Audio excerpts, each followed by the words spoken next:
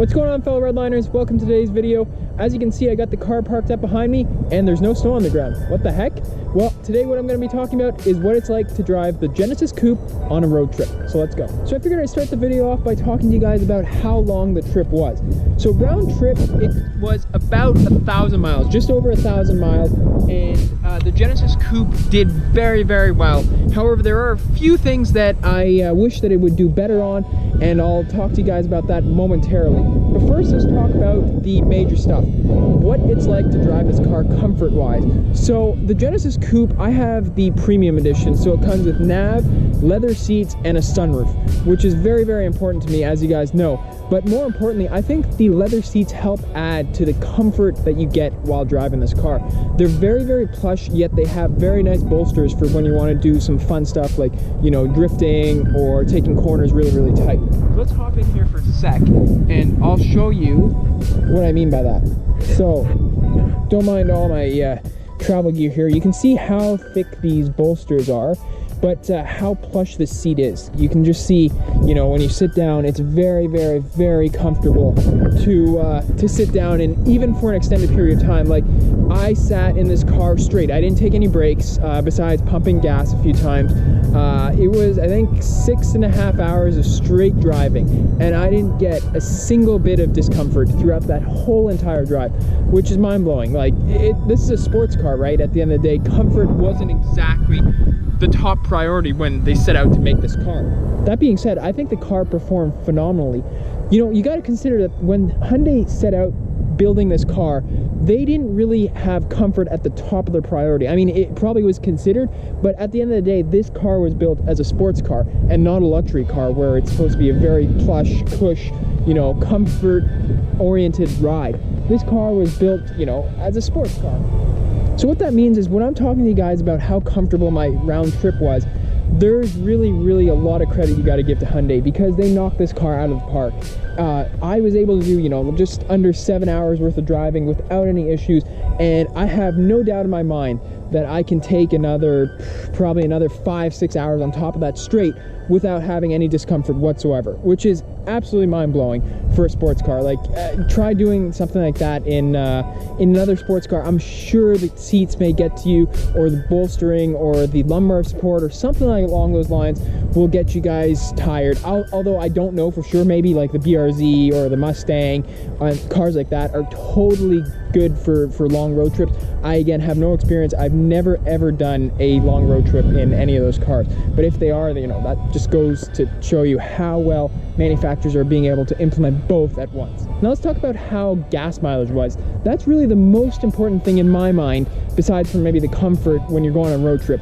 Reason being is because you're going on a extended period of freeway driving, which means that you can't really go, you know, 100, 120 plus whatever miles an hour, or you can't really do any spirited pulls. Why? Because, you know, major freeways are heavily patrolled, and if you're doing that for an extended period of time, you're definitely going to get caught. There are a few things that you can do, though, to help, you know, defend you from that if you want to go slightly faster than the speed limit. One of the big things is, you know, have a radar detector set up. I got mine. You can see there. Now, this is not a very good radar detector by any stretch of the imagination. You can do a Valentine 1, or, you know, you can do the Beltronics STI Magnum Plus. Things like that are much better than this. This is just a cheapo unit that I use. However, it did come in handy on one occasion where I may or may not have been going slightly above the speed limit, and it went off, and I was able to reduce my speed in time and, you know, pass the cop, you know, 20 seconds later. And I guess when he clocked me, I was doing, you know, maybe 5 miles over the limit, which they're not going to, you know, bother giving you a ticket for, which is great. Thumbs up. That was amazing. Now, let's talk about the gas mileage. So basically, one thing that came to mind when I was doing this, it did decently well. However, when you're driving at, let's say, 80, 85, 90 miles an hour, your RPMs are churning at around like 35 to approaching 4,000 RPMs. And not only can you start to wonder, thinking like, you know, okay, the 6th gear is pretty short still, which is fine. The final drive ratio is, I think it's like 3.7. You know, maybe what they could have done is implement a 7th gear potentially, like the new C7 does, and some of the newer manual cars do. Although, you know, again, it's a sports car. It wasn't set out to do amazingly well in fuel economy, but your mind just starts to wonder, because after a couple of hours of hearing like brrr, you know, it's not annoying. Like, I have an exhaust on the car too, so it may just be slightly louder, although this exhaust has resonators on it and it really doesn't drone. So I think even with the OEM unit, you'd still hear stuff. Your engine's spinning at like 4,000 RPMs. It's not going to be very quiet. So that's one thing to, you know, one fault. But even still, with the RPMs being so high, my entire trip, and again, like, there was some pulling, but for the most part, it was just straight, you know, cruising at around 80, 85, 90 miles an hour the entire way.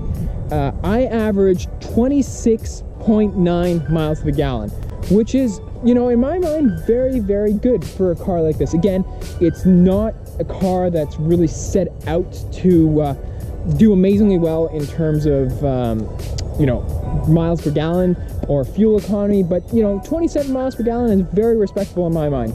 Now, again, if you had a 7th gear and you would be able to bring your RPMs down to, let's say, 3,000 RPMs, I could only imagine this car would probably be pushing 40 miles an hour, 40 miles to the gallon, which is just unbelievable. You know, it's a small 2.0 motor, so I don't think it's that gas hungry. All they need in this car to make it, you know, do better is just, you know, a 7th gear or a huge a final drive ratio, which helps, but then again, you lose top speed and you lose acceleration. So I wouldn't give out, you know, the 6th gear. I'd like for there to be a 7th gear overdrive, but again, you know, that's just nitpicking. Now, in terms of temperatures, the entire route, I had no issues. You know, the temperature was sitting in place. You know, even though we went from, when I started my road trip, it was negative 34 degrees, okay? And right now, as you can see, I'm in a freaking t-shirt. It is 78 degrees right now. So it went from negative 34 to 78 degrees, and it had no problems. Not saying that, you know, a car should have a problem, but, you know, that's a huge temperature difference, guys. So, I mean, that's another thing that I got to credit the car for. It did very, very well, and I'm very, very happy with the trip overall. So if you guys made it all the way to the end of this video, please let me know what the longest road trip you guys ever took was.